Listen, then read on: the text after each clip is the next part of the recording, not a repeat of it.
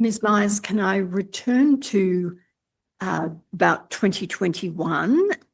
Your role is executive assistant to the mayor, and Mayor Mannoun is elected during those council elections towards the end of that year. Yes. Now, for that period when you're his executive assistant, to begin with, at a general level, what type of duties did you undertake as the executive assistant to the mayor?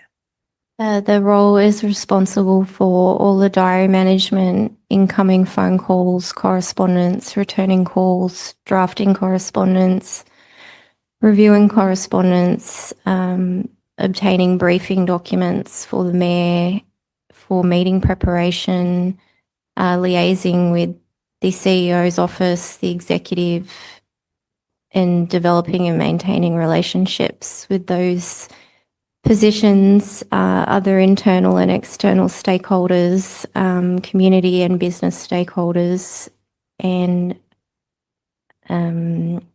assisting the mayor in carrying out their civic duties. Did you also have any responsibilities about document control?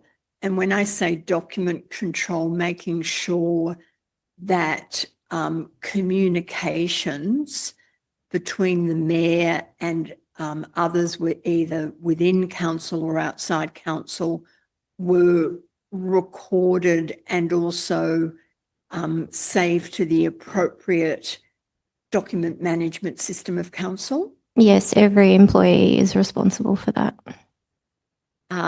And as an employee that was the executive assistant to the mayor, obviously, if you created a document, you have that responsibility? Yes.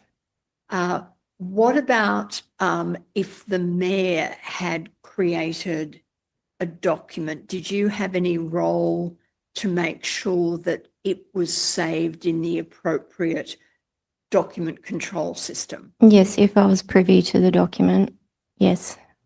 And is that procedure of making sure documents are saved to the appropriate document management system, is that kind of known as trimming or being? Yes. And that reflects that the main document management system at council was a system called TRIM. Yes, its technical name is Content Manager. Now, also as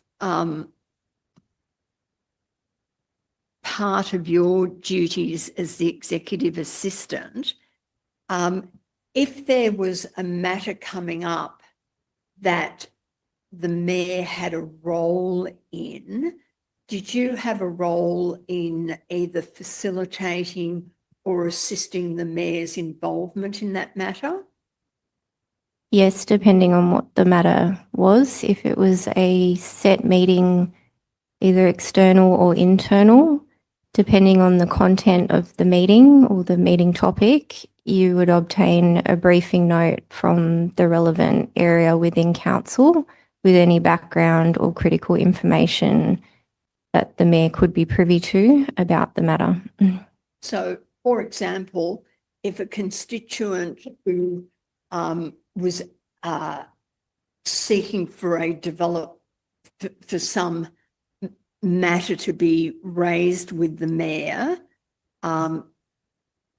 as the person who looked after the diary, would you schedule the meeting in the diary? Yes. You would know what it's about? Not always, no. If you did know what it was about, would you then contact the relevant section and say, X is coming in to see the mayor about this subject matter that falls within your coverage or your responsibility? Can you prepare a briefing note on that? Yes. I couldn't give you the time frame, but a meeting request form was developed for the mayor and CEO's offices, And so when people would email to request a meeting, they would be sent back the form and asked to complete it to give us more information about what the meeting content was going to be and who was going to be attending. Was that procedure followed where the person outside the council contacted you or contacted somebody within the council saying, I would like a meeting with the mayor? By me, yes. But by other people, I couldn't speak for them. Were there circumstances where you, the executive assistant to Mayor Mannoun, where he would arrange a meeting or put something in the diary that you weren't party to that meeting being agreed to at a particular time? Yes. Did that, and I'm looking at this second period from 2021, did that happen frequently? Yes. In what circumstances would it arise? On some occasions, when I would arrive in the office in the morning, the meetings had been put in the diary overnight. Sorry, by the mayor? Yes. There was one diary which I scheduled from that he did not have access to, but I would see the meeting in his Mayor Mannoun diary. A lot of times they would be over the top of scheduled meetings, and then the diary would need to be rearranged.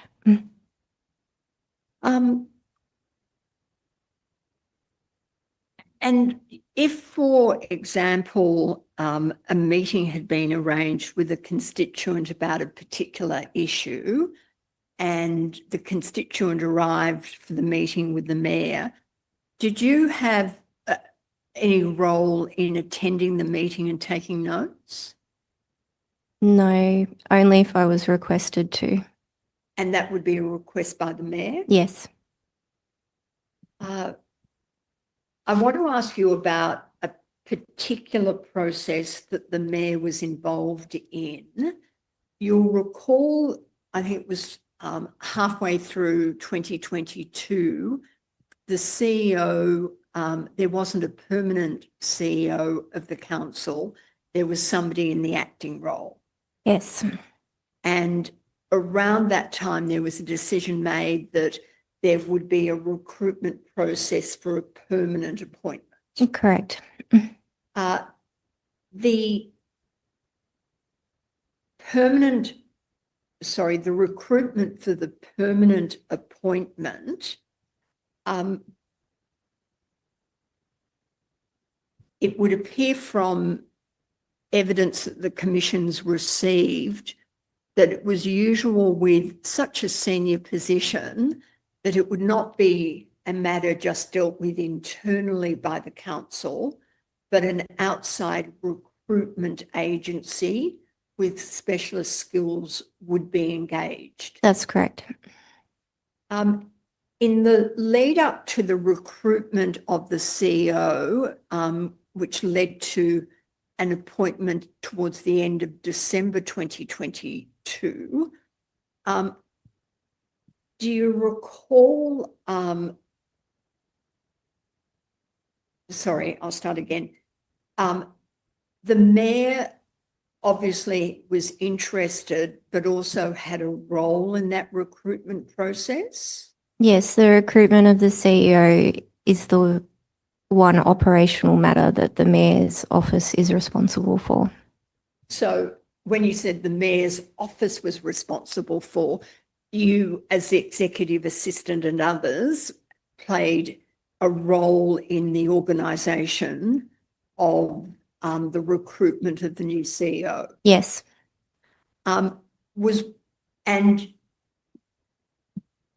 as part of that was an issue that had to be determined relatively early on, was the engagement of the outside recruitment firm.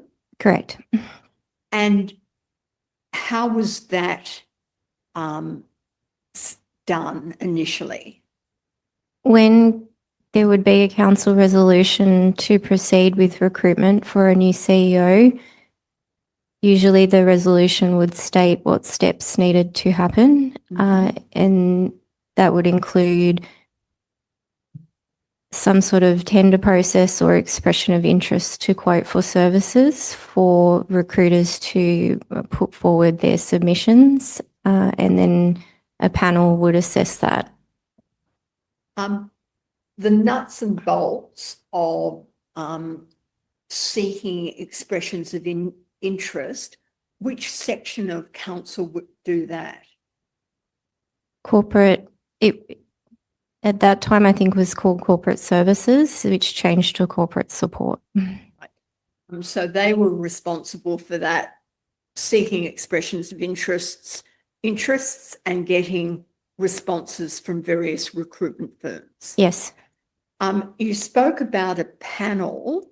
The panel, was that the CEO's selection panel? No. Which panel was it?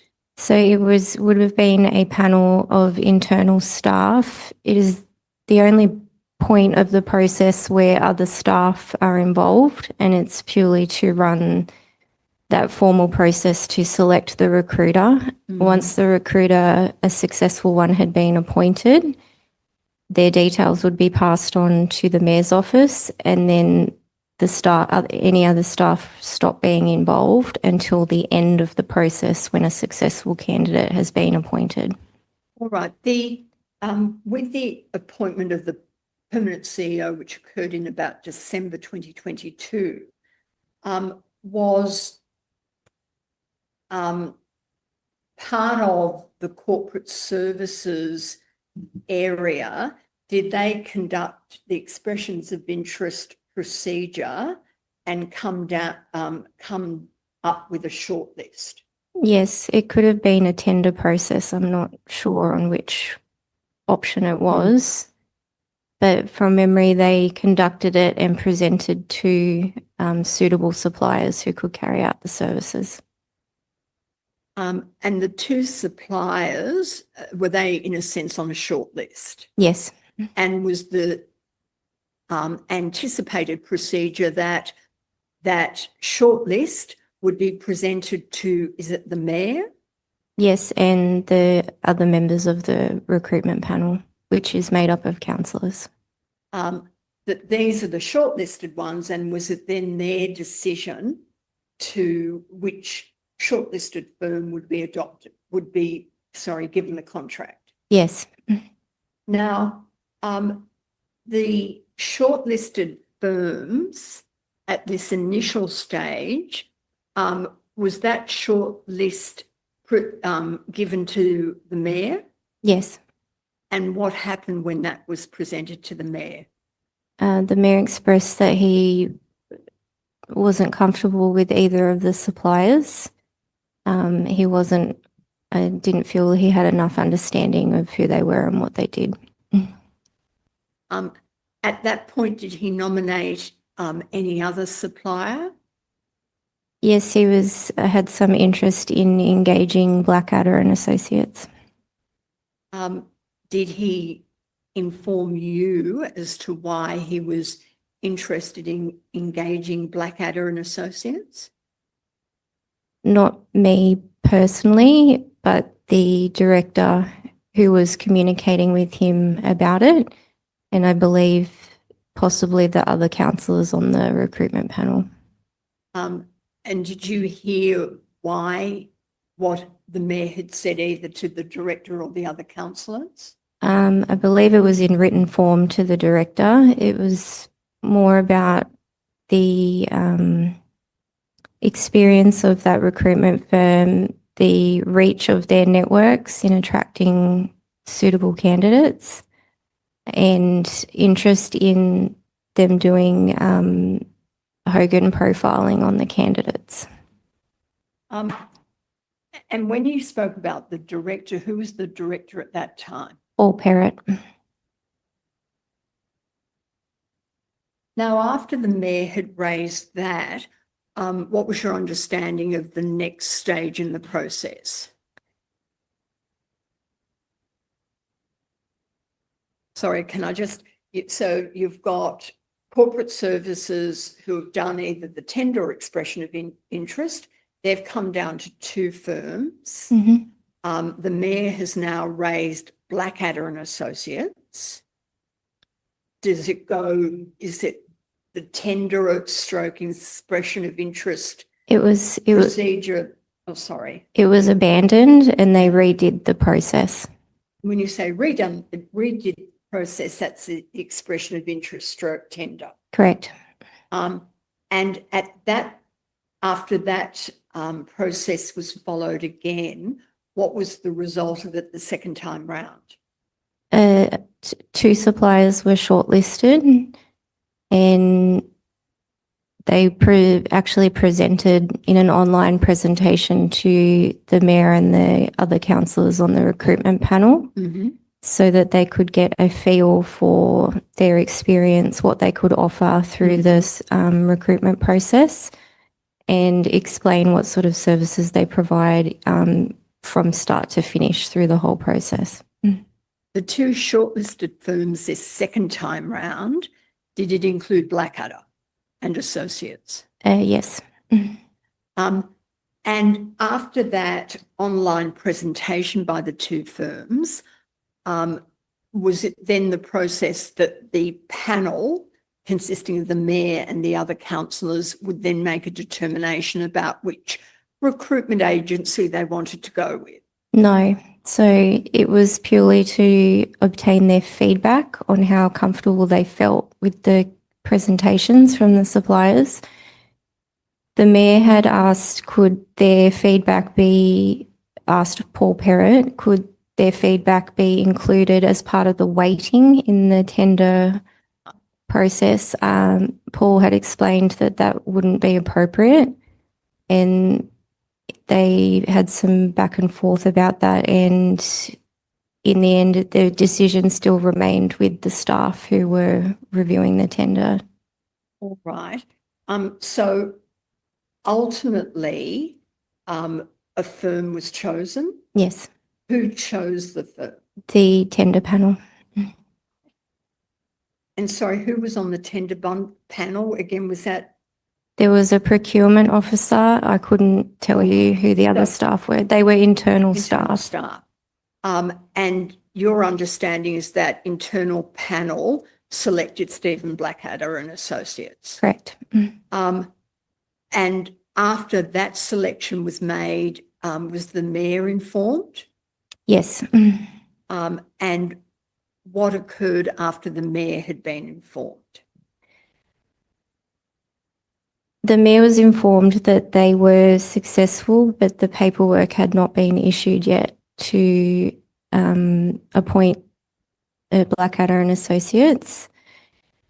And once that had been done and Stephen Blackadder had been notified, then it shifts over to the mayor's office, where we maintain the contact between myself and Stephen, or the mayor and Stephen. Was there some issue about Stephen Blackadder being contacted prematurely about the results of the tender stroke expression of interest? Yes. How did that arise? The procurement officer that was dealing with the panel had indicated to me that Stephen Blackadder and Associates would be the successful party, but it was unlikely that the paperwork would be done until the following week, and that no further contact should be had with Stephen Blackadder until that takes place. The mayor had been informed. I can't recall if it was me that informed him or if it was Paul.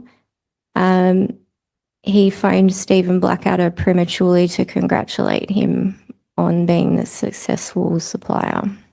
I also made a mistake in a diary entry which indicated that a successful supplier had been appointed when the rest of the panel hadn't been notified yet. And when you say the rest of the panel, is that the rest of the recruitment? Correct. The contacting of Stephen Blackadder before, when it had been indicated that he was going to be the successful candidate, but before it was done, the paperwork was done and the recruitment panel was informed. That contact by the mayor with Mr. Blackadder, did members of the recruitment panel learn about that? Yes, Mr. Perrott received a complaint from Councillor Dr. Betty Green, where she felt that something had gone wrong with the process that was improper, and she had concerns then about the process, the whole process, and wanted reassurance that it had been done in a proper manner. Mr. Perrott asked everybody involved, including myself, the mayor and councillors, the procurement officer, and any other people on the tender panel, to put forward in writing to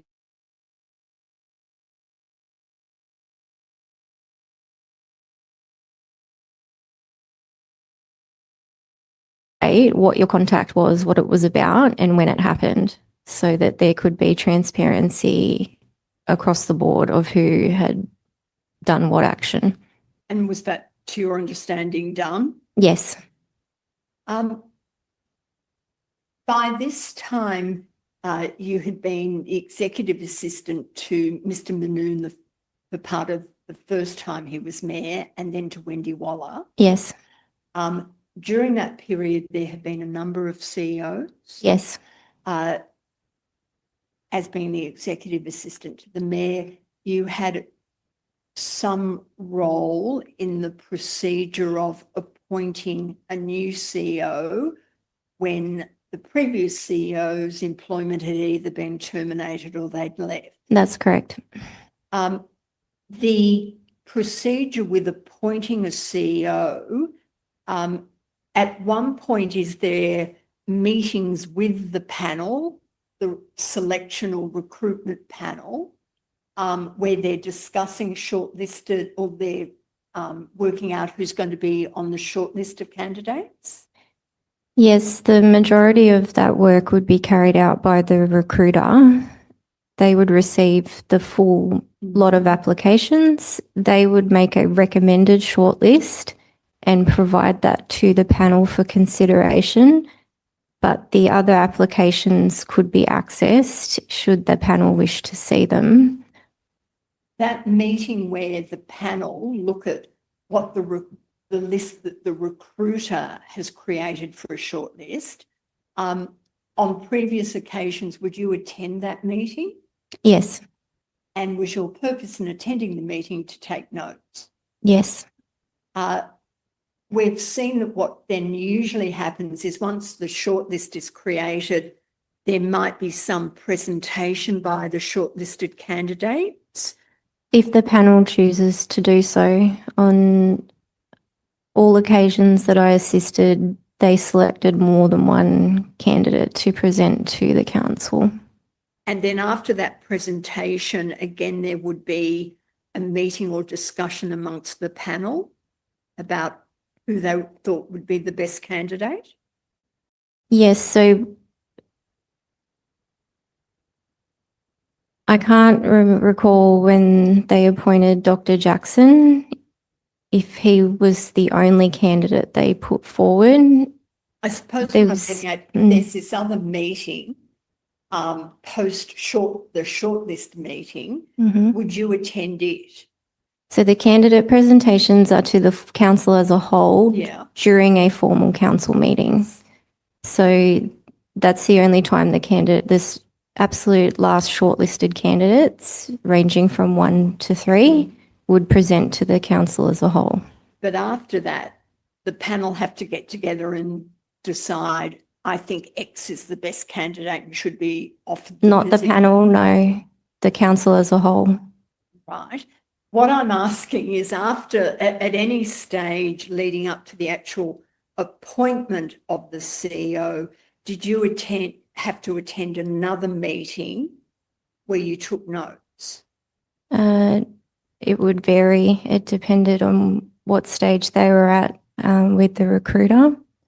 All right. With going back to the recruitment leading up to the appointment of Mr. Ajaka in December 2022, that shortlisting meeting, if I can describe it in that way, did you attend it to take notes?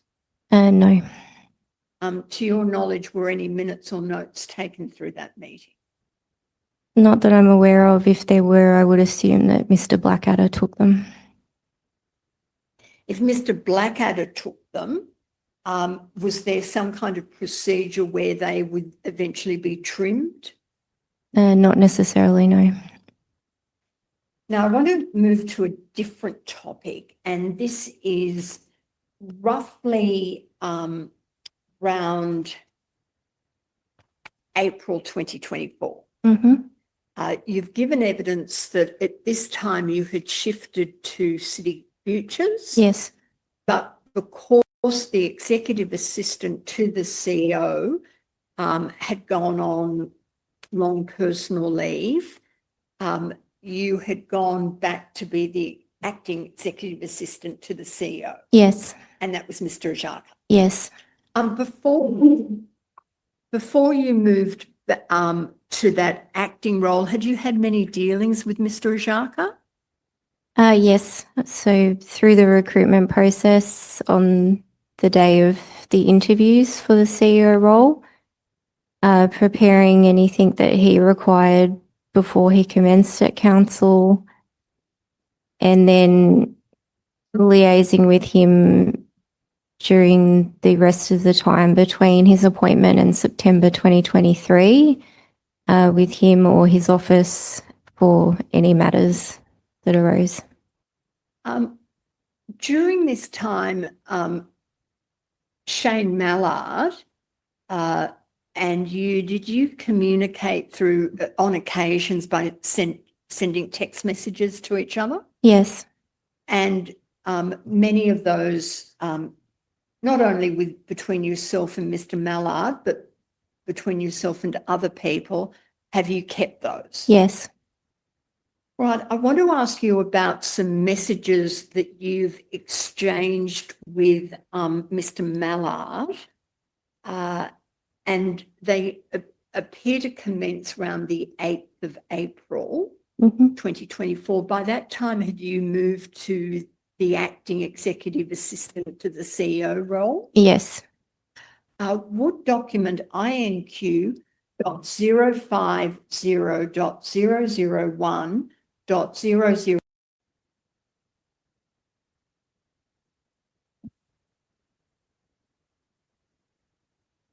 when it comes up, it's a 2-page document. I'm just going to kind of get you to identify who's texting and how we read the document. Yes, please. And maybe if we could expand it a wee bit.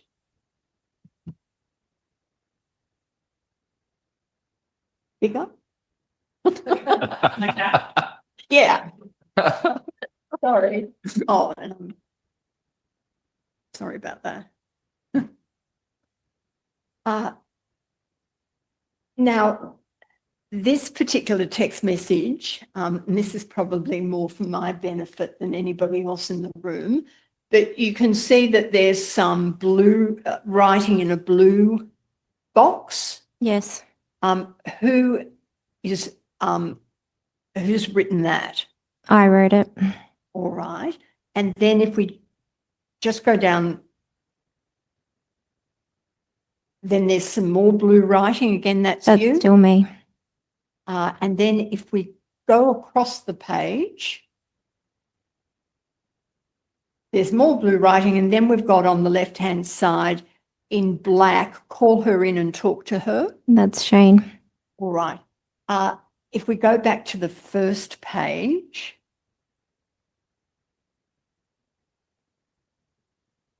where it's got Shane at the top, does this reflect that it's a communication between you and Shane Mallard? Yes. And chronologically, is the starting point the first one, which has got a date of I think it's 8 April at 6:52 a.m. Yes. All right.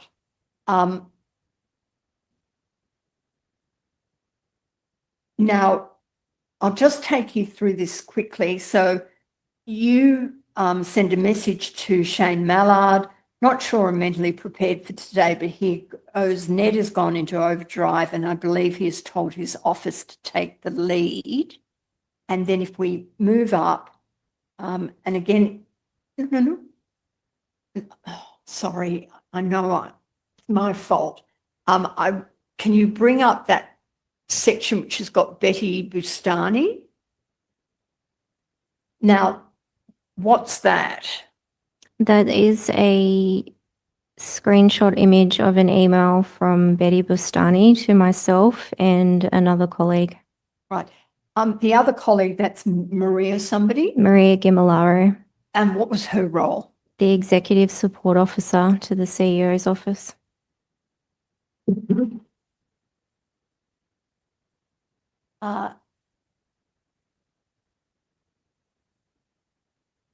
And then if we continue down,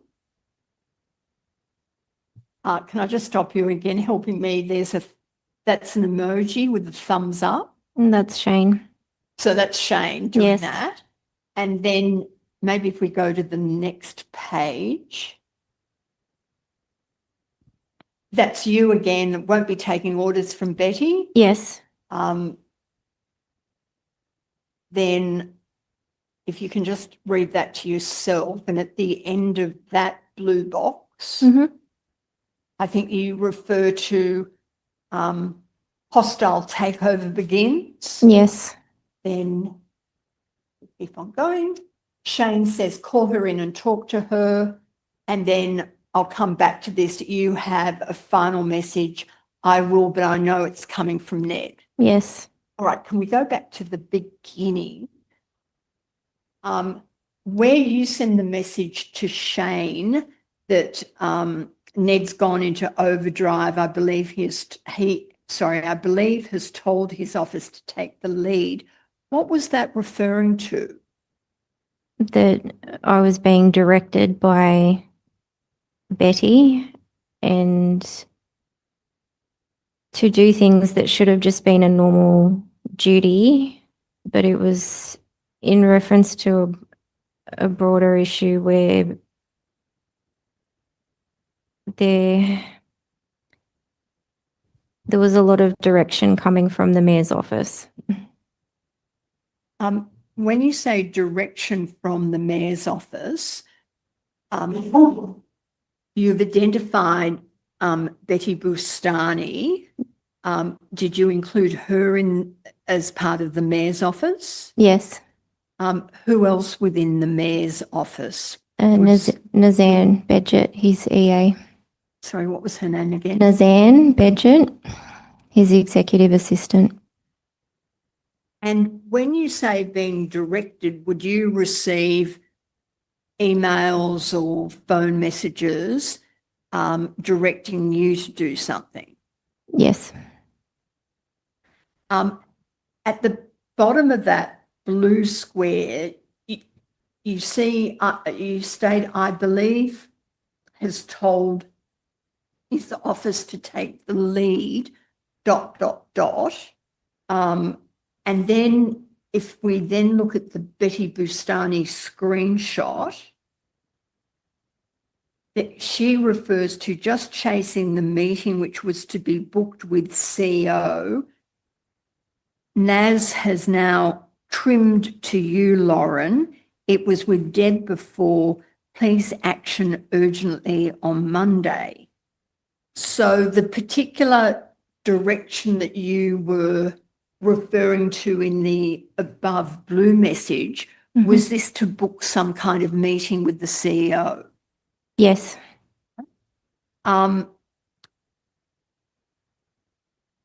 Did you have any other details about what this meeting was concerning? Yes, it would have been the reference that is made saying it's been trimmed across to me.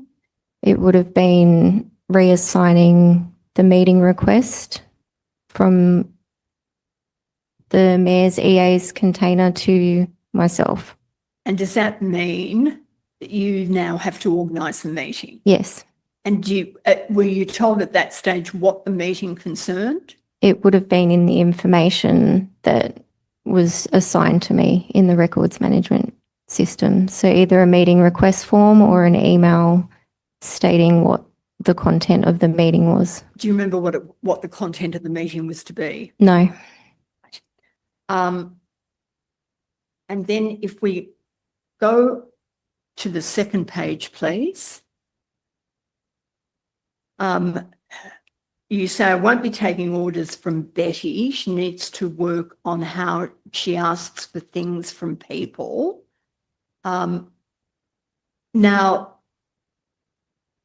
the role of Betty Bustani at that point? Senior advisor. To the It was just senior advisor. Right. Strictly, can she direct or order you? No. The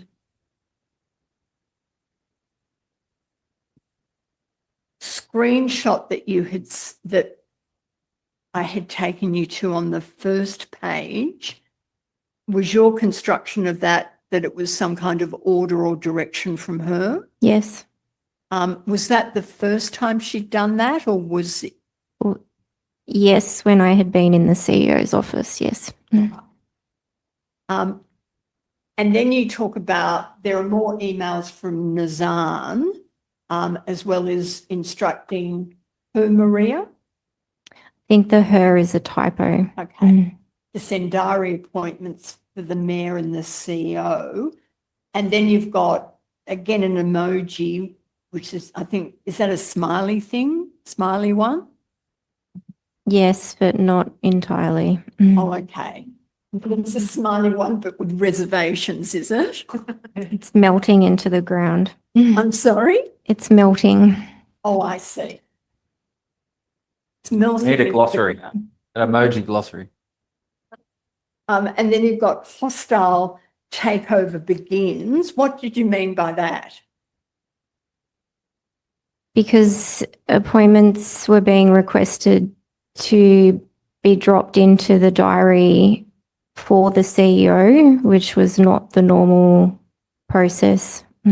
What was the normal process at that time? Normally, you would ask before doing so, and the EA to the CEO needs to engage with the EA to the mayor and have a good working relationship so that to check availability of both parties, does the day align? If it's with an external person, does their availability pair up? Does the CEO feel comfortable taking the meeting? Is he across the topic? Is it appropriate for them both to be in the meeting? Those sorts of things. So you said what you're describing, is this the case? It was kind of a cooperative relationship. Yes. And your concern expressed in these messages is that it turned away from a collaborative, cooperative process to rather a direction, make this appointment or include this appointment or include this meeting. Yes, or just having, I can't recall which Maria that is referring to. Unfortunately, both of the executive support officers are both called Maria. One for the CEO's office, one for the mayor's office. But it's basically to bypass me in the EA to the CEO role and just slot them into the diary, which the part about checking appropriateness, does the CEO need any other directors or officers in the meeting? We would be then having to be scramble and do that retrospectively if they were just dropped into the CEO's diary. If we can then move down that page, please. Shane Mallard then suggests call her in and talk to her. Yes. And is your understanding when he said that the her was Miss Bustani? Yes. And then if I can move down to that last message. I will, but I know it's coming from Ned. He will have told them to bombard the CEO's office. He wants John gone, but doesn't want to pay him out. Now, why do you say, what's the basis of you saying, I know it's coming from Ned, he will have told them to bombard the CEO's office? Because it is something that Ned and I had discussed when I was his EA. If things weren't going well with the CEO, then pressure would be put on to make the CEO's life more difficult to obtain a particular outcome. That conversation, all those conversations with the mayor, did they occur in both periods where you were his executive assistant, so the 2015 to the 2016, and then from 2021 onwards, or only one of them? I don't recall it in the first period that I worked with Mayor Mannoun, but definitely in the 2021 term. And when you referred to making the CEO more difficult, did that also include temporary CEOs? No. So can you recall which CEO this conversation where he had said to you to make the CEO life or whatever more difficult? It wasn't as explicit as that. All right. Do you remember what he said to you? Just generally that we had discussed about sending more things to the CEO as they came in, but for the volume to be high. Sorry, I'm explaining this terribly. It was when we were still at the Moore Street building and he was having a issue or disagreement with John Ajaka, who was the CEO at the time. And I can't recall the specifics, but it was John wanted something a certain way, the mayor disagreed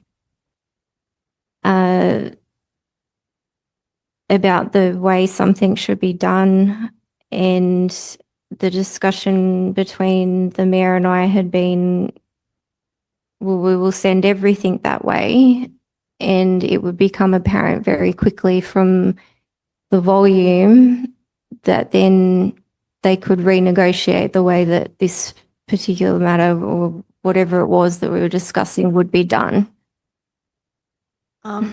So from what you said, that was when you were the executive assistant to the mayor, but you were situated at Moore Street? Yes. And it was when Mr. Ajaka was the CEO? Yes. And do you recall what the issue was or the matter was? I don't. I want to ask you about your last statement in that message. He wants John gone, but doesn't want to pay him out. The he is the mayor? Yes.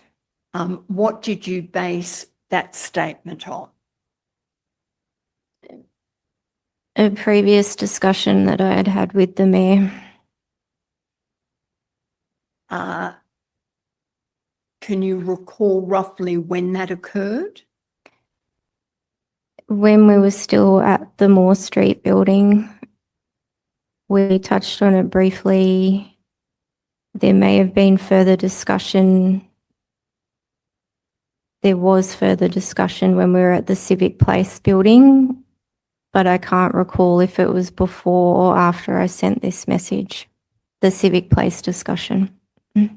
The discussion that you had with the mayor when you were still at Moore Street, had you moved to City Futures by then? Yes. Even though you had moved to a different area and reporting or working with the Director of City Futures, did you still have communications with the Mayor? Yes. You exchanged text messages? Yes, and verbal conversations. So you would have, you'd talk to each other. Yes. And again, just putting it very generally, talking to each other, on occasion, would he pop into your area or? No, never. He's not allowed to be in the staff areas without a member of staff present to escort him. Well, when you were in Moore Street and you had these conversations, where would they take place? Sometimes in the lift, sometimes in the lobby, sometimes on the street, or he would ask me to visit his office. Okay, and you'd pop up to the mayoral office? Yes. And was that the same, sorry, when you went to Civic Place, at that point, you went straight to being the acting executive officer, didn't you, to the CEO? Yes. When you were in that position, at times, or did the mayor come to where you were working on that level and Yes. have a discussion with you? Yes. You've said that the last sentence was based on a conversation that you had with the mayor. Now, this is all dated, I think it's about the 8th of April. The conversation you had with him before you sent this message on the 8th of April, what did the mayor say to you? We had a conversation in his office at Moore Street where I asked him what he was doing with John. And he said, "What do you mean?" And I said, "It is very obvious that the relationship has broken down and that the two of you can't work together."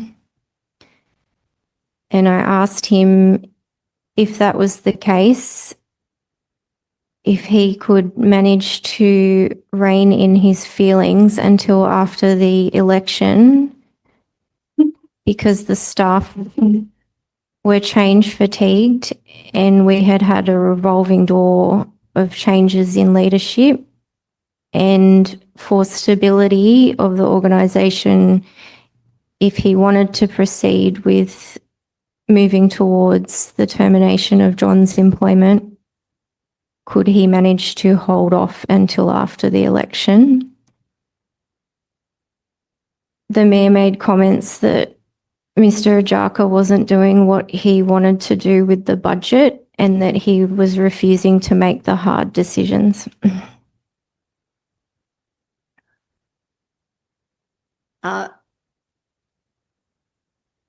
From your account of that conversation, that would appear to have been in 2024, but before you moved to Civic Place at the beginning of April. Yes, it was either in February or March. So February or March. Mhm. The second part about he doesn't want to pay him out, what was that based on? By that time, in April 2024, it was clear that there were issues with the budget, and it would not be a good look to also be terminating the CEO, because that would involve money of a higher quantity to be paid if the employment was terminated, on top of the existing budgetary issues. So was that a conversation you had with the mayor when he raised that? Or is this? Possibly it could have just been my interpretation from the earlier discussion combined with the stress on the budget. And how did you know there was a stress on the budget? Because whether I was in the acting role in the with the CEO or supporting the Director of City Futures, you would see the financial documents in prep for your executive that you're supporting. You would know enough about the situation that the budget was in deficit. So when you described stress on the budget, you're referring to the budget being in deficit. Yes.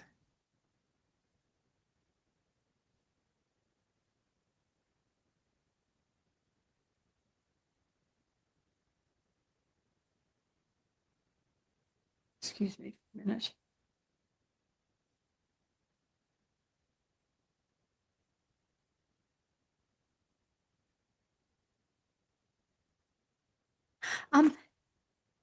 If the mayor sent an email to Mr. Ajaka, this is on their council emails, as Mr. Ajaka's executive assistant, could you access it?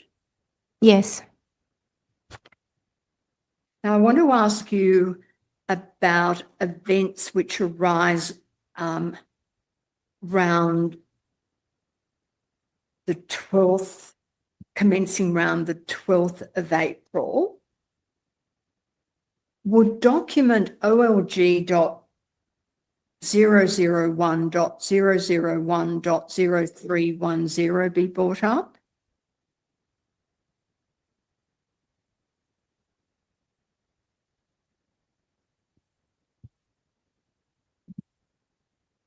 And if we go to the second page, please, and it can be live streamed. And I want to take you to the email at the bottom of the page. Can you see there an email from the Mayor, Ned Mannoun, to Mr. Ajaka with Mr. Portelli and Ms. McNaught copied into? Yes. And just paraphrasing it, it's a request for modelling and recommendations for the budget and 4 matters are raised. Yes. And then down the bottom, can we please have this information and recommendations by Wednesday the 17th, please? And then if we move to the top of the page, actually we might have to go down to the bottom of the previous page. Oh, sorry. Sorry. Can you see Mr. Ajaka sends an email the 12th of April with, "Hi, Mr. Mayor, as discussed, Lauren will arrange a time for Farouk and I to meet with you and the Deputy Mayor to discuss. And then Farouk, please put the figures together and see me to discuss." Can you recall, did Mr. Ajaka raise this with you particularly, or was it a matter of if you were, in a sense, looking at his emails, that you saw that you had been nominated to arrange a time and you did that? Most often John would dictate the emails to you. I can't recall. There is a possibility I would have typed the email while John was dictating it to me, his response to the mayor. All right.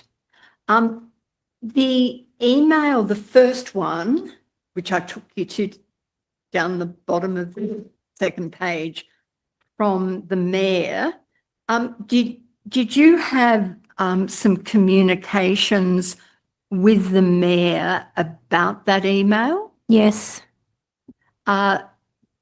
Was at least one of those communications in a text message that the mayor sent you? Yes. I'll take you to the text message in a moment, but putting that to one side, can you recall any conversation with the mayor about the contents of that email to Mr. Ajaka? Not a verbal conversation, a text conversation. Would document INQ.023.001.0007 be brought up, please?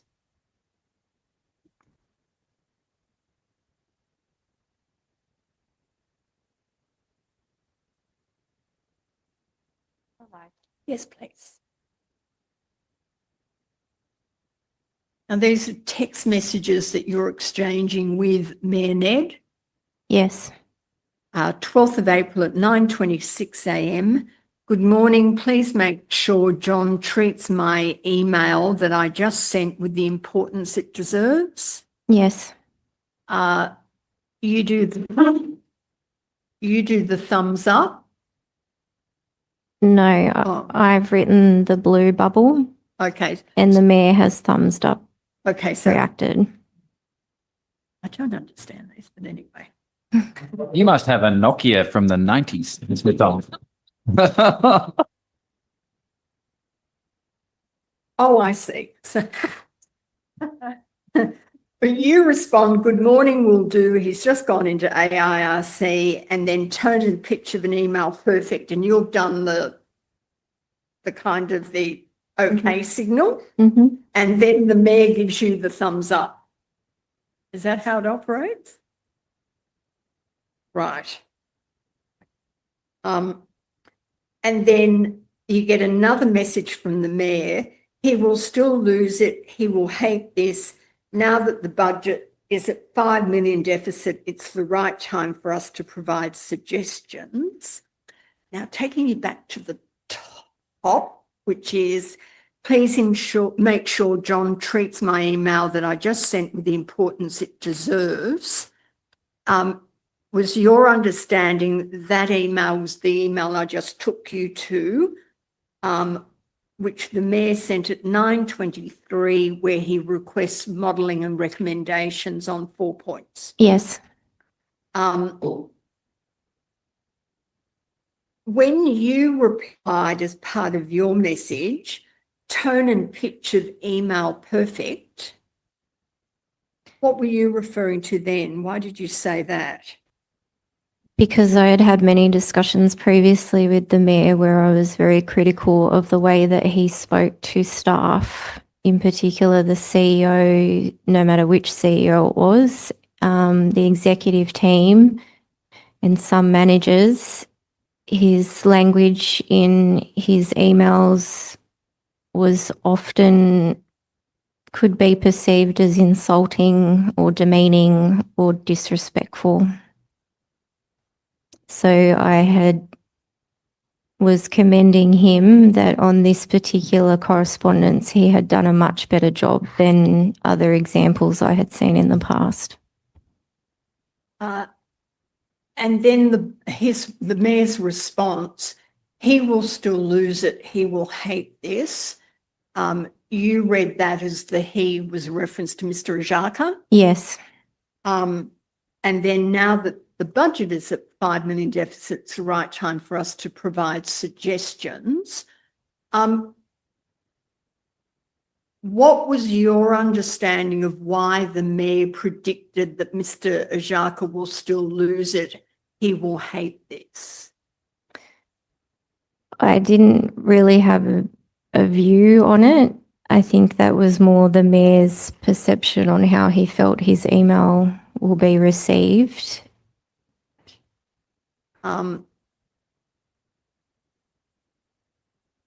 Okay.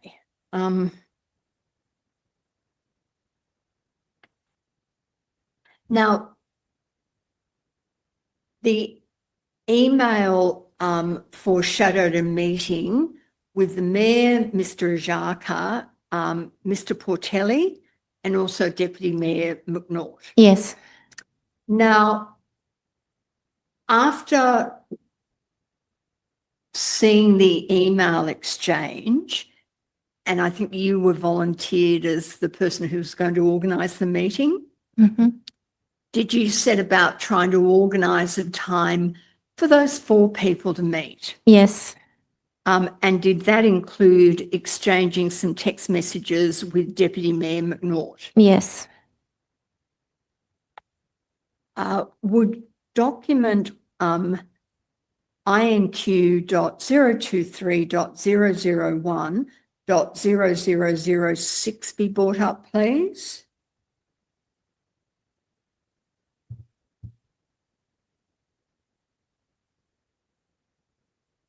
Yes, please. Now, these are text messages that you've exchanged with the Deputy Mayor. Yes. And again, you're in blue, Yes. and there you're proposing possible times where everybody could get together. Yes. Would we progress down the page?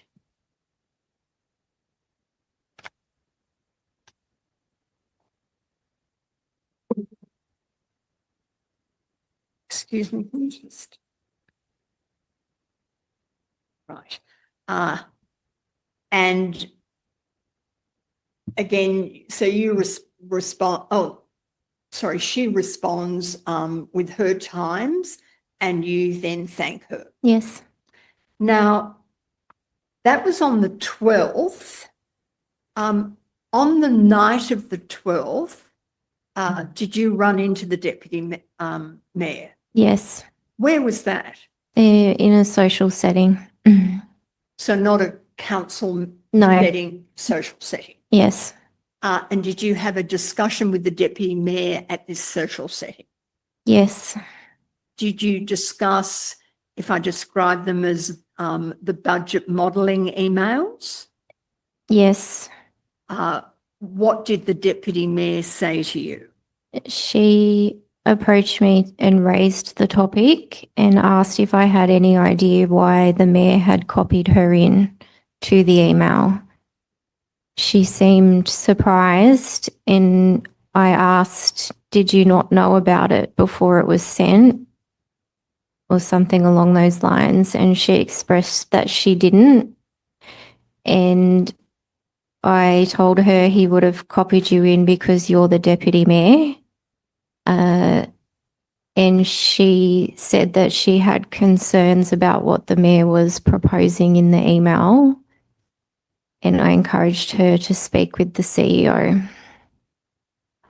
After that, running into the Deputy Mayor at that social gathering, did you send a text message to Mr. Ajaka? I did on the Saturday.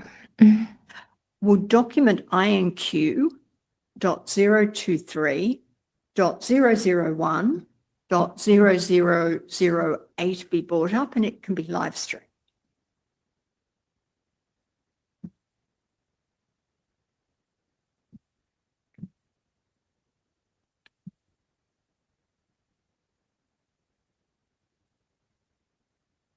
Again, we can see John at the top. So these are text messages sent between you and Mr. Ajaka. Correct. And at the top, you send a message on the 13th of April at 8:35 a.m. Caught up with the Deputy Mayor briefly last night in a social capacity. She mentioned she knew nothing about the Mayor's email suggesting all the budget changes and was questioning why he included her in the email. And now the meeting, you say, works in our favour. She was a bit shocked at what he proposed. I didn't mention it. She brought it up. I take it he only has support from Mannoun at this stage for what he proposed. I'll come back to that in a sec. If we could then move down the page to Mr. Ajaka's response. Yes. He says, I'll be seeing them all at the wedding tomorrow. I will raise it with her, not mentioning what you said. I will ask her why she wants this and where is she and Ned going with this. Where you responded, as you outlined, you set out your conversation with the Deputy Mayor at this social gathering. Then you say, works in our favour. She was a bit shocked at what he proposed. The works in our favour, what were you referring to there? To try and calm the situation down between John and the Mayor so that they could find an agreeable position on where they were going with the budget. The email from the Mayor to Mr. Ajaka that I took you to with modelling on the 4 proposals, and then you saw Mr. Ajaka's response. And I think that was on the 12th. Did you have a discussion with Mr. Ajaka after he received the email? Yes, he was very unhappy about it. Did he say why he was unhappy about it? Along the lines of he felt it was inappropriate that the mayor was asking for those things and trying to. He felt that it would be a big enough change that it would impact the structure, and he felt that they should find another way to discuss the budget without proceeding to change a lot of roles or possibly get rid of enough staff that it would be considered a restructure.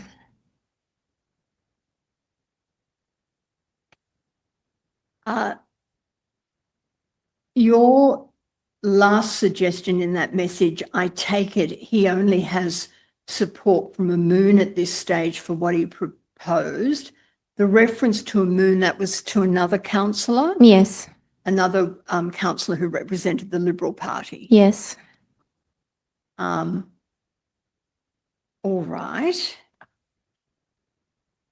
Excuse me for a minute.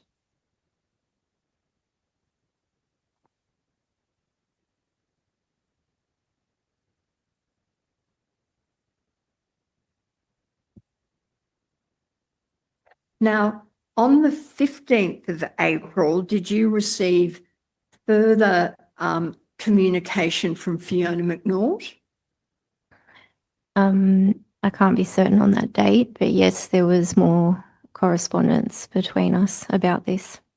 And did that include a suggestion that she may wish to speak to John separately from the proposed meeting with the 4 people to discuss the email? Yes, I believe her and John had discussed having a meeting before that meeting with the mayor, and they were both agreeable and comfortable. And I think I might have spoken to her over the phone or in person or possibly on text to obtain her availability for that meeting. Right, would document INQ.023.001.0009 be brought up, please, and it can be live streamed?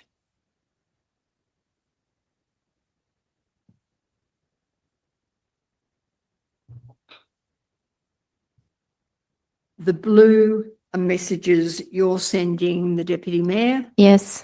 and what you refer to discuss meeting with John again this morning, and after more consideration, we both think the perception will be worse having the meeting off-site and someone sees it, and then a suggestion of 8 a.m. tomorrow morning. Yes.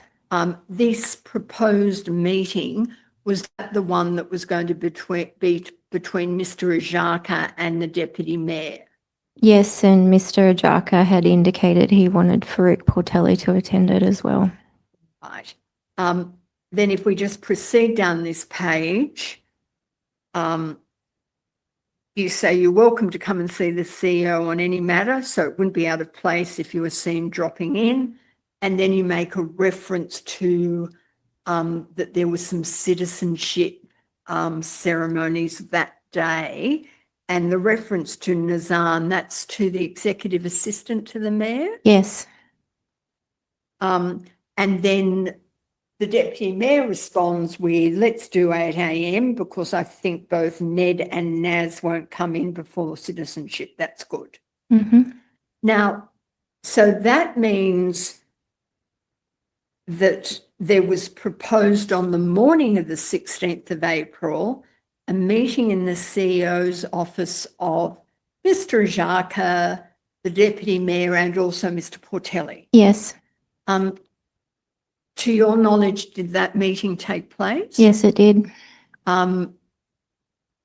Did you attend the meeting to take notes? No, I didn't. Like that. After the meeting was over, did Mr. Ajaka discuss with you what occurred at the meeting or what was said at the meeting? Not that I can recall, only that their intent was to make the deputy mayor feel a little bit more comfortable in the afternoon meeting. Mhm. She had expressed that what that message refers to, where John and I think the perception would be worse if the meeting was off-site. The deputy mayor had raised concerns with me about having the meeting in the office because she didn't want the mayor to know that she was discussing his email with the CEO.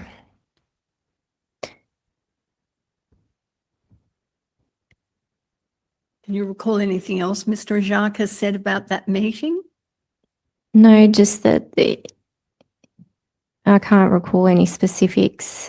I do recall that it was to provide support to the deputy mayor so that she would feel more comfortable on what the CEO and Mr. Portelli were going to explain in the afternoon meeting, but I don't recall any other specifics about it. So there was a meeting that afternoon. Yes, The meeting was held in the CEO's office yes, and it was attended by Mr. Ajaka, the mayor, the deputy mayor and Mr. Portelli. yes.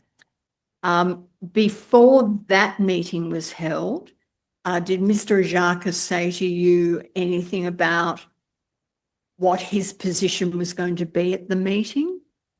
No, my understanding was he had asked Mr. Portelli to prepare some figures around what the mayor had requested in the 4 points, and that the meeting was to discuss a way forward. Did you see any figures that Mr. Portelli had No, created? no, Now the meeting, did you attend the meeting? no.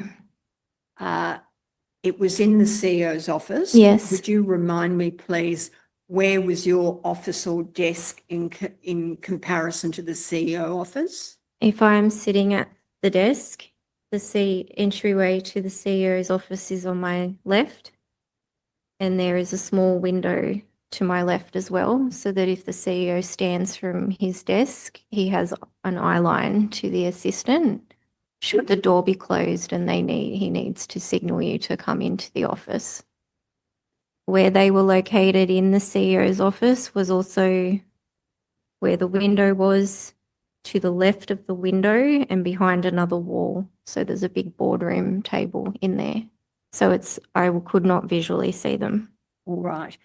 So the CEO's actual office, there was a section where his desk was. Yes. And that, assuming he stood up at his desk, he could directly look through to you. Yes. In this window. And then there was some kind of wall, which if you went round the wall, there was another kind of bigger table for, I suppose, meetings such as this. Yes. Do you have any idea of who sat where at the No. table? No. As the meeting progressed, could you hear anything that was being said? Not specifics. John is a loud talker because he wears hearing aids. There was one point where the volume went up slightly, but you can hear muffled talking, so it's not clear enough that you can make out words. You can hear muffled talking. And if somebody raised their voice, would that be discernible to you? Possibly, maybe, possibly not. At any point during the meeting, did you hear any Mr. Ajaka say something very loud along the lines of "shut the fuck up"? No.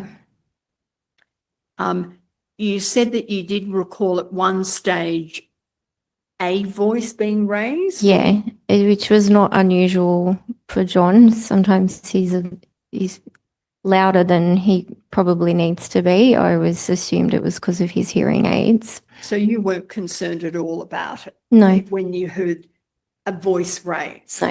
No. The meeting, Do you recall what time it started? No, it was in the afternoon. It would have been after the lunch hour, but I can't recall the exact time. And is it your recollection that you remained at your desk for the whole Yeah. time of the meeting? Yes, So people arrived and you might greet them or say hello. and show them in, seat them if any refreshments are required, and then return to my desk. There's common practice to close the door. And you remained at your desk until people started leaving. Yes. When you showed people, and when you say you showed people in, does that mean you showed them into that area behind the wall where the table was? Sometimes it depended where the CEO was in the room. If he was at his desk, which was closer to the entryway, he may stand up and take, control of the room, which I would not be required. So then he might take them over to wherever he would prefer them to conduct the meeting, and then I would not be required. Do you recall on this occasion whether you took people into the area with the table? I don't think so. Mr. Ajaka and Mr. Portelli were already in the room. In the room with the table? Yes. And from memory, the mayor and deputy mayor came in together, and I would have just closed, either I would have closed the door or one of them may have on their way in. If you don't remember, don't be concerned because it was a while ago. But when Mr. Ajaka and Mr. Portelli had already moved to the table, do you remember where they were sitting at the table? No.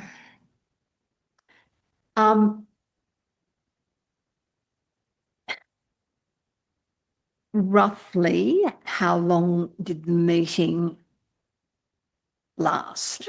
I think I had scheduled an hour. Mm-hmm. I can't recall I don't recall it running over, but I can't recall if it ran for the full hour. All right. Is your recollection, the meeting in a sense wasn't a short meeting, so if it was scheduled for an hour, your recollection was it didn't end after 10 minutes or 15 minutes or something like that? No. Is your recollection that it either went for the hour or nearly the whole of the hour?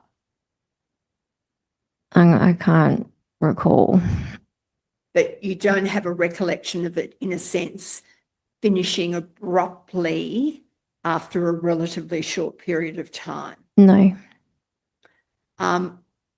When it ended, do you do anything, or is it a matter of the door opens and those who are leaving just walk out? Yes, the mayor and deputy mayor came out first, and I could tell by their faces that something had gone wrong in the meeting.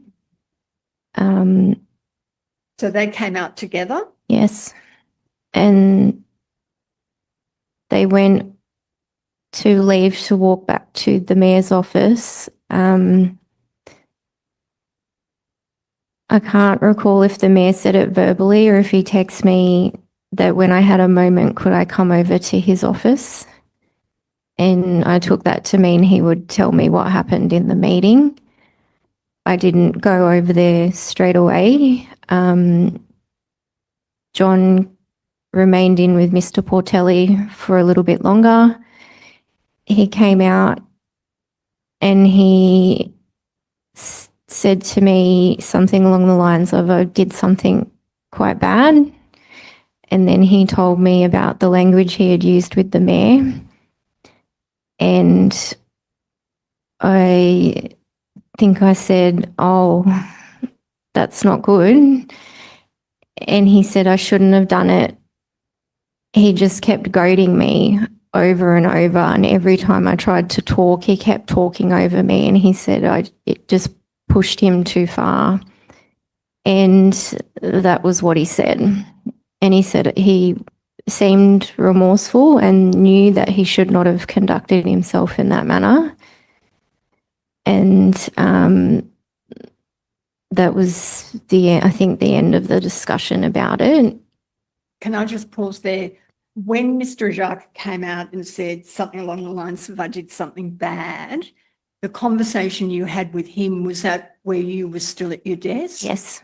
Had Mr. Portelli left? I can't recall. He may have still been in John's office on a phone call, or he may have been coming out of the office. Was Mr. Portelli party to this conversation where Mr. Jacques described what he'd done, which was something bad? No. So that was just between the two of you. Yes. When you said that the mayor and the deputy mayor left and you could tell from their faces something had gone wrong, with the mayor, what was his face like? Shocked. And when you say shocked, how was the shock? He just looked in disbelief. He looked like someone who had been shocked, where they can't quite grasp what is happening. And what about the deputy mayor? She seemed the same. She made some kind of comment to me about the tension in the room, but that's all she said. Do you recall what she said? No, not the specifics, but it was to do with the tension in the room. And I remember her shaking her head. Just before I return to any other conversations you had that day about the matter, you've got a meeting that's occurring with discussions about the budget. Should that meeting be minuted, or at least the discussions recorded in some way?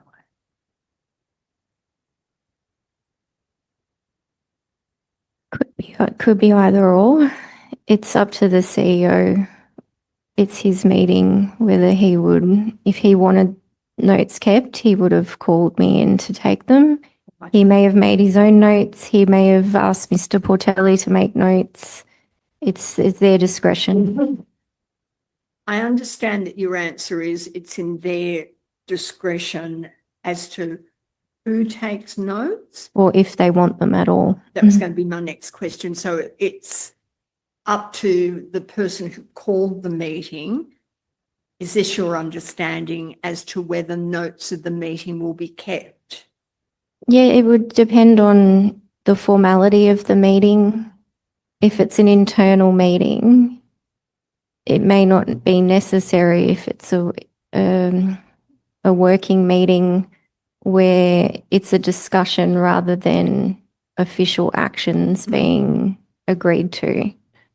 That's why I hesitated with just referring to it as minutes, but just even if it's informal, I was just interested in whether notes of the meeting should have been kept. Again, it's up to It's up to the discretion of the person who calls the meeting. Yes. All right. Now,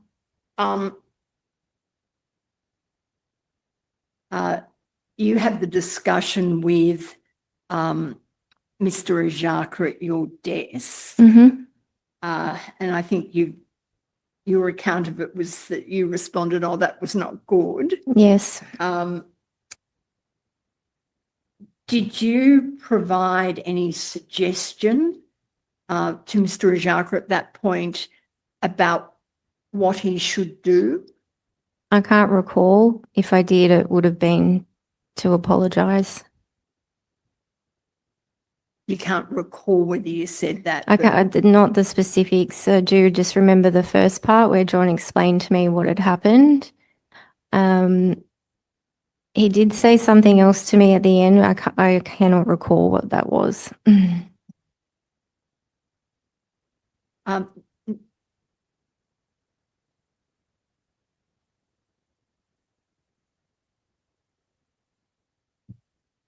Now, you gave evidence that on that afternoon you received some kind of text message, was it, from the mayor saying, can you come in to see me in my office?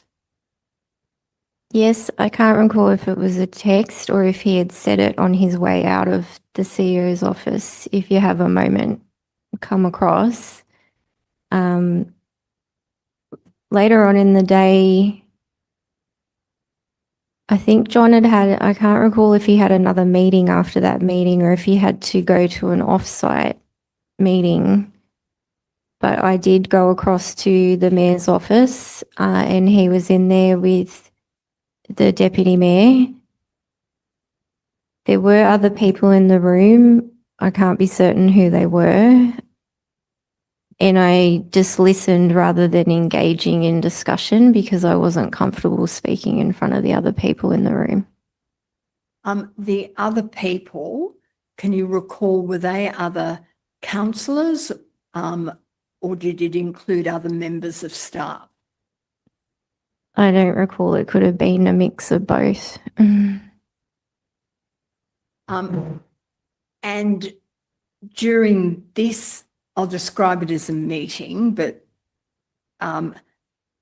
during this meeting was an account given of what occurred in the meeting with Mr. Ajaka. Yes, Who spoke about what happened the mayor. and what did the mayor say? He repeated what Mr. Ajaka had said to him. So he repeated that during the meeting, Mr. Ajaka had said, shut the F up. Yes. Anything else? Not that I can, just that they felt disappointed and shocked. They, as in the mayor and the deputy mayor, about what had transpired. Mhm. And they just still seemed shocked.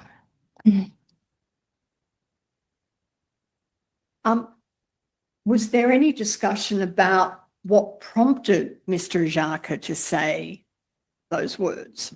Not that I can recall.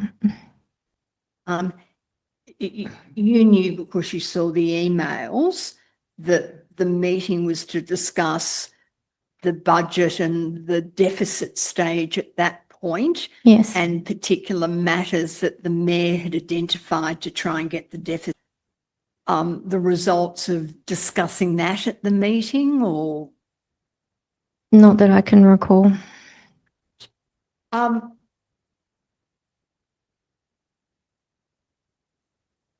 On that,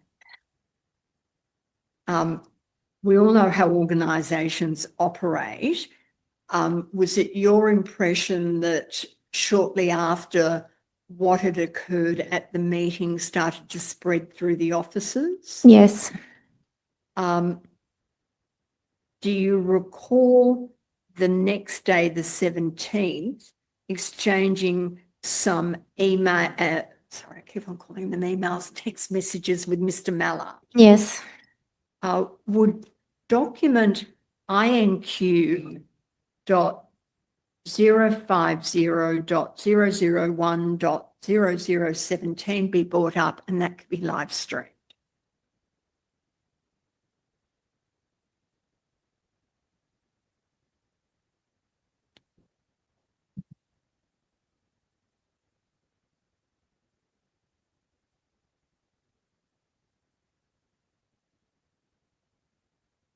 I can see at the top it's your text messages with Mr. Mallard. Yes. And if we can move down and we can get, yes, perfect. This is an exchange the next day at about 11:47 a.m.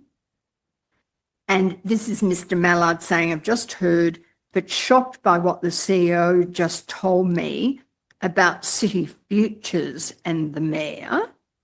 And you respond, yes, I really dug the knife in with Ned in the lift last night and said, I only ask about what you plan to do with Shane and CF City Futures. Yes. Because I want to know if I'm losing my job. He just looked uncomfortable and said again, he didn't really need to do that now, but would still weigh up his options. Yes. Now, there you refer to a conversation with the mayor in the lift. Yes. That conversation occurred after you went into his office where the deputy mayor and other people were? Yes. And is it the case this was when both of you were leaving for the day, or was it? Yes, it would have been. All right. Now, in your account, you say, I only ask about what you plan to do with Shane and City Futures because I want to know if I'm losing my job. What prompted that comment by you? What information had you been given? It had become known that if directors were going to go, that Shane had been identified with City Futures and Michelle McElvaney had been identified as the second director. Identified by whom? My understanding was that was what had contributed to the discussion between the mayor and the CEO, that he had at some point had expressed a view that they were the two directors that the mayor wanted to remove. And the mayor, your understanding is the mayor had expressed that at the swearing meeting. Yes, but I think it had actually been discussed before that meeting. The information that you had about the plan to do with Shane and City Futures, who did you hear that from? Most likely from John, but there was also discussions circulating around the organisation, so other people were aware of it. Can I just pause there? Your position with Mr. Mallard, you moved to City Futures in the role of an executive assistant to him as a director. Mm-hmm. While you were working there, was the position changed? Yes, so originally it was titled personal assistant. Yeah. Personal assistant, sorry. So, and then it was the title of the position changed and some slight amendments to the duties. Right. And what was the title? Business support lead to Director City Futures. And did that bring with it some new tasks or responsibilities? It was just to broaden some of the duties. Shane had expressed that he wanted me to have a role that was a little bit more than a personal assistant and to be more involved with the management team in our directorate. Just going back to your message, when you raise with Ned, because I want to know if I'm losing my job, he just looked uncomfortable and said again he didn't really need to do that now, but would still weigh up his options. What was your understanding of what he was saying to you there? That he had found something else that he would adjust in the budget to avoid having to reduce the number of directors. But he didn't elaborate. Not that I can recall. And your recollection was this was a conversation you had with him when you were both in the lift going home? Yes.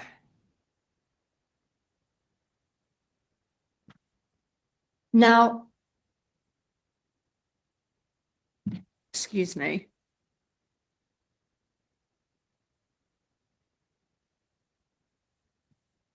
Still on the 17th,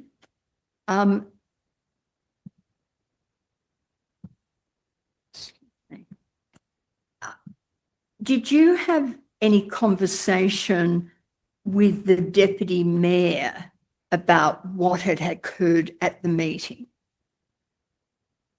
Not that I can recall, not an individual conversation. Do you recall her telling you something along the lines of during the meeting there was hostility coming from both? I remember her making a comment about the tension in the room When did she make that comment? It may have been when I was in the mayor's office. It could have been as they were on their way out. I can't recall.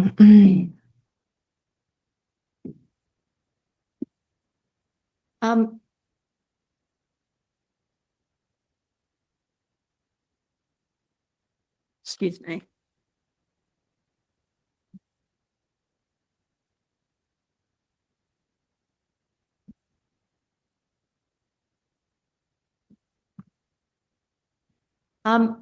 Also on the 17th, did you receive a WhatsApp message from the mayor raising an aspect of what had occurred at the meeting the day before? Yes.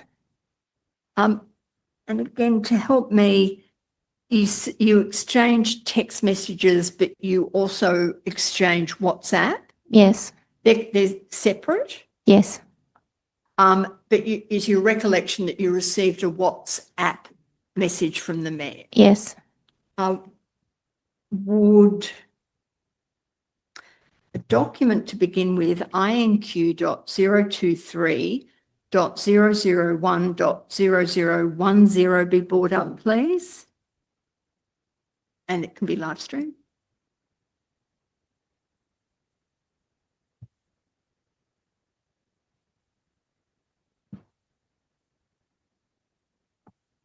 Is that the message you received? Yes. And that's a WhatsApp message? Yes.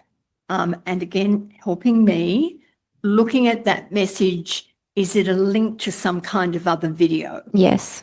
And the reference to the 382K views today could be the day Jennifer. Is that somebody not associated with the council, but is? No, it's part of the video data. Right.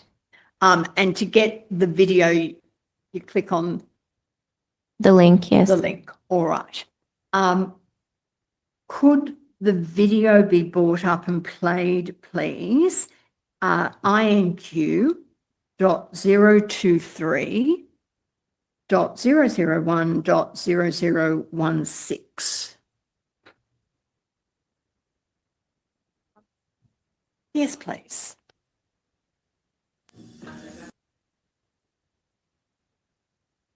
Do we get footage?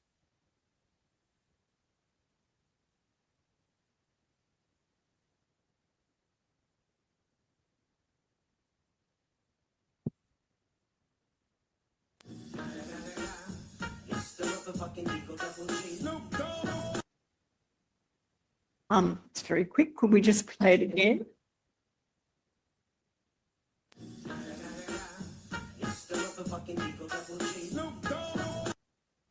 All right. So that was the video that was sent to you. Yes. Did you have a discussion with the mayor about the WhatsApp message with the video? Yes. Was it a discussion with the mayor himself, or was? It was with the mayor and deputy mayor. They were standing at the door to the corridor where you enter the CEO's office, and he called out to me and said, "I sent you that, didn't I?" And I said, "Yes." And I think he asked Deputy Mayor the same question. From memory, she responded that she was the one that had sent it to him, but I could have that part wrong. But he had asked me, and then they'd had a discussion about where it had come from, who had sent it to who. And anything else about it? No, they laughed a little bit about it, and then they shook their heads and walked back to the mayor's office. All right. So you said that they laughed about it. So your impression was that they were amused by it? Yes. And I'm sorry, this conversation, it must have occurred after that was forwarded to you. Yes. And I think it was forwarded at 6:43 a.m. in the morning. So it was sometime during the 17th of April. Either that day or the day after. I can't recall. And as you said, it was in the corridor leading up to the CEO's office? Yes, so right at the doorway. The mayor was sort of half in and out the doorway, and the deputy mayor was facing him. Excuse me for a minute.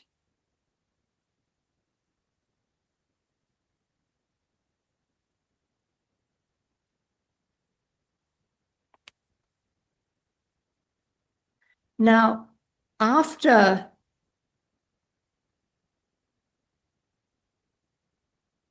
the meeting, and in particular commencing on the 19th of April, did you also exchange some text messages with Mr. Ajaka?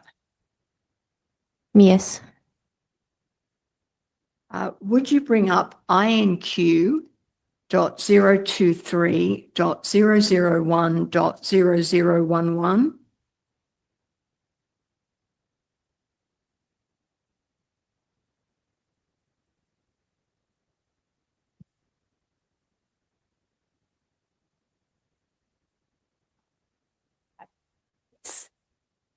Can you see it commences, and was my interpretation of this, you send something to Mr. Ajaka? Yes.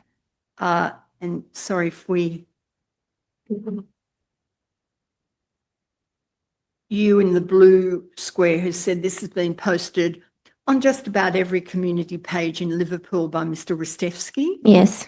And then if we move back, that's the two kind of pages there with, it seems it's a heading, is your street getting its fair share? Yes. And finishes with a photograph of Mr. Ajaka. Yes. And this was some kind of post that you observed on some kind of Facebook community page. Yes. And was it posted around the 19th of April? Yes. And then if we move down the bottom of the page, you've got, he responds, okay, print and leave on my desk. If you can on Monday check which publications, etc., go home. Yes. Was it part of your role when, at least when you were executive assistant to the CEO, to check kind of social media? Not to actively check, but if I had saw something that I felt they should be aware of in case it gets picked up by other local media or metropolitan media, to make the CEO and or the mayor aware of it, as they may feel direct inquiries from the media. And you did that also when you were the executive assistant to the mayor? Yes. Now,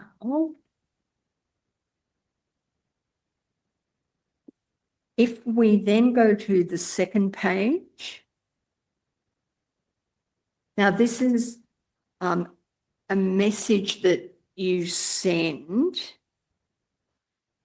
I'll just take you through it to begin with. Mr. Mayor is disappointed you've put no effort into apologising to him or trying to talk to him after the incident. Yes. I asked, would it actually change anything if you both sat down and talked and he was silent? Then if we can keep on going. I also asked him if he was a director and his staff members slammed their hands down on their desk and yelled at him, would he be okay with that? And he said no. So I said, well, just remember that when you get when you get complaints about Betty. Then if we keep on going, his ideal scenario would be for you to take leave for 4 to 8 weeks to allow him to do what he wants to do with the budget. He believes you don't want to make the hard decisions. Then I promise I'm not still in the office. Food for thought. Have a good weekend. Now, and then maybe if we go to the next page, the end of your message is repeated, and then you get a message from John. No, it would be a disaster to let him to do what he wants. Talk Monday. Have a good weekend. Yes. So from that, it would appear that that's a message you send late afternoon, maybe early evening on the 19th of April. Yes. And if we can go to the top of the second page where you refer to Mr. Mayor, and there, as I read out to you, disappointed, no apology, trying to talk to him about it. And then you say, I asked, would it actually change anything? That suggests another conversation that you had with the mayor. It was before this message, which is what prompted me to send it to John. When John would leave the office of an afternoon, or if he needed to attend an external meeting, the mayor would often come across and there was a little small round table in front of my desk with 2 chairs for people who may be waiting to see the CEO or were visiting the executive assistant. Mr. Mayor would often come across of an afternoon and sit on that chair and table set and talk to me while I was doing my work. And is it your recollection that on the Friday after Mr. Rajaka had left, the mayor did that? Yes. And so when he did that, you had this conversation with him? Yes. So he expressed his disappointment and that he was really disappointed that John had made no attempt to contact him directly. And he talked about that a little bit. And the way I was sitting at the desk, the monitor was pulled up so that I could only see him from my eye level. And so he couldn't see my mouth. I pushed the monitor down and my words to him were, would it make a lick of difference if he did apologise? And Mr. Mayor refused to answer the question. So I took that as, no, it wouldn't make any difference. If he did, he had already made his mind up. We'll jump over the next paragraph where it says his ideal scenario would be for you to take leave for 4 to 8 weeks to allow him to do what he wants to do with the budget. He believes you don't want to make the hard decisions. Was that based on something the mayor said to you during this conversation? Yes. Do you recall how that arose, his discussion about ideally Mr. Ajaka would take leave for 4 to 8 weeks? His words were, he just needs to take a nice long holiday and let me get on to do what I want to do with the budget. And I can't remember if I clarified or not, but I thought, well, would it be a holiday or would he just not return?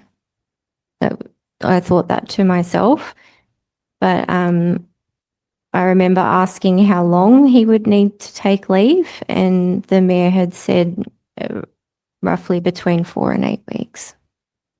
The last sentence, he believes you don't want to make the hard decisions. Was that based on something the mayor said to you? Yes, and he had said that previously to me in the Moore Street building. And did he repeat it again during this conversation? Yes. And when it is you don't want to make the hard decisions, was that in respect of the budget? Yes. And then I think you finish off with, I promise I'm still not in the office. Have a good weekend. Mm-hmm. Is it appropriate? Yes. Whilst we're going to conclude for the day, we'll resume at 10 a.m. tomorrow. If you wouldn't mind being here a few minutes before 10, ready to go, I'd be most grateful. Thank you for your attendance and your assistance so far today, and you're free to go for the afternoon.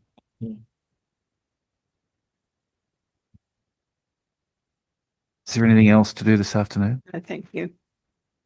Can I pose this question, not expecting an answer, but perhaps seeking the collective assistance of everybody? Does the State Records Act apply to text and WhatsApp messages? No one needs to answer now, but I'd be grateful for some assistance. And also, Mr. Emmett, you don't feel the need to say anything at the moment, but does the council have a document retention policy? And if so, it may have come to us in this many documents that we have, but if the most current version of it could be identified and perhaps slid across the bar table to Ms. McDonald at some convenient time, I'd be most grateful. We'll adjourn until 10 a.m. tomorrow. Thank you.